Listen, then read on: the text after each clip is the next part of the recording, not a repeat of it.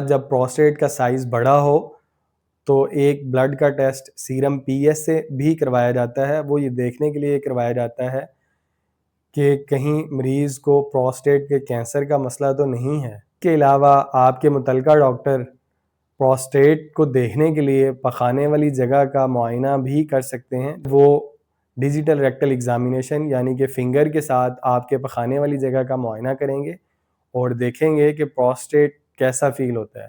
تو اس کی بنیاد پر بھی یہ پتہ لگایا جا سکتا ہے کہ اس مریض کو بی پی ایچ یعنی کہ سادہ غدود بڑھا ہوا ہے یا پروسٹیٹ کینسر کا مسئلہ ہے.